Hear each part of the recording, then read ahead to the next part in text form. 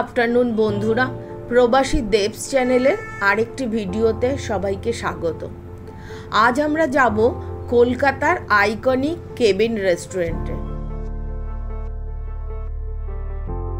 চলুন ওর ইতিহাসটা একটু জেনে নেওয়া যাক। কলকাতাতে এই কেবিন কালচারের শুরুয়াত হয় 1800 খ্রিস্টাব্দের প্রথমেই।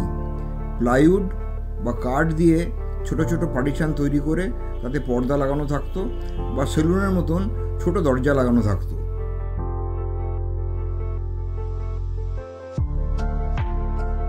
এই কেবিন রেস্টুরেন্টগুলো ভারতের স্বাধীনতা সংগ্রামেও যথেষ্ট ভূমিকা পালন করেছে। আচার্য প্রফুল্লচন্দ্র রায়, মাস্টারদা সূর্য সেন, নেতাজি সুভাষচন্দ্র বোসদের মতো অনেক স্বাধীনতা সংগ্রামীদের এটা মিটিং প্লেস ছিল। পরে আমাদের নকশাল আন্দোলনেও এর ভূমিকা ছিল অসীম। বাংলা সিনেমায় 1960-এর পরে অনেক সিনেমায় আমরা এই কেবিনগুলোকে দেখতে পাই।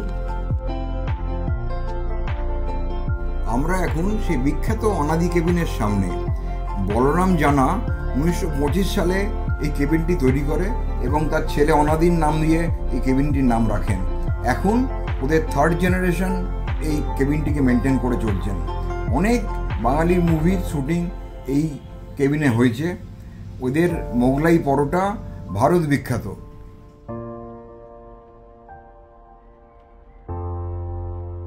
শোনা যায় মোগলাইয়ের সূত্রপাত মোগল সম্রাট জাহাঙ্গীরের আমলে।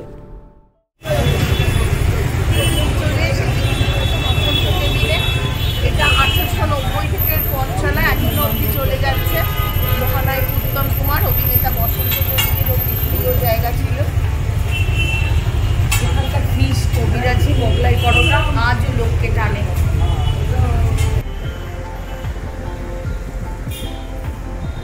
আগে এত খাবার ছিল না, চাইনিজ কখনো ছিল না। হ্যাঁ, অমলেট, টোস্ট, পুরি, হ্যাঁ এইসব চলতো। এখানে প্রফুল্ল সেন আমার শ্বশুরের সঙ্গে যুক্ত ছিল, ওনার ব্রেকফাস্ট যেত। হ্যাঁ, তারপরে অনেক দক্ষিণ মহারথী এখান দিয়ে করে গেছেন। গণেশ পাই যে আর্টিস্ট, তিনিও এখানে বসতেন। এখন যে কবিতা সুব্রত বাবু, উনি ওই ক্ষেত্রে লিখে দিয়ে গেছেন। ওনারা শনিবার আড্ডা মারে, আড্ডা মারে। নানা রকম লোক, কত আর্টিস্ট আসছে, কত কিছু আছে, সবার তো খোঁজ কত পাওয়া যায় না। এটা বসন্ত কেবিনের স্পেশাল ফিশ কবিরাজি। শোনা যায় রবীন্দ্রনাথ ঠাকুর একবার বসন্ত কেবিনে এসেছিলেন কাটলেট খেতে, কিন্তু কাটলেটের ওপরে যে শক্ত লেয়ারটা থাকে ওটা কবির একদম পছন্দ হয়নি। তখন ওখানকার যিনি কুক ছিলেন তিনি অনেক চিন্তা করে কাটলেটের আউটার লেয়ারে একটা ডিমের মেস বানিয়ে কবিকে পরিবেশন করেন, আর কবির সেটা খুব পছন্দ হয়। জন্ম নিল কবিরাজি, অর্থাৎ কবি হলেন রাজি।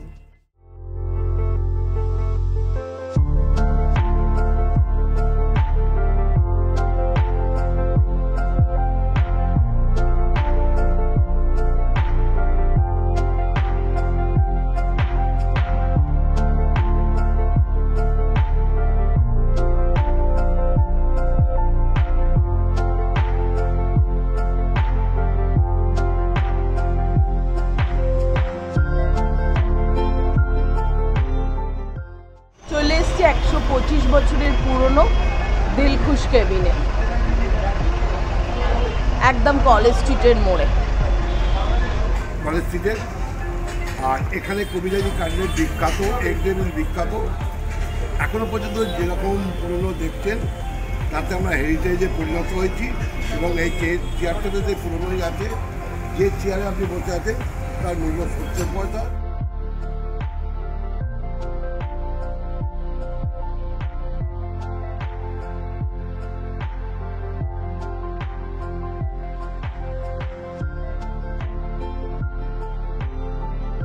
দিলখুশ কেবিনের বিখ্যাত মাটন কাটলেট, হাঁসের ডিমের ডেভিল আর চা।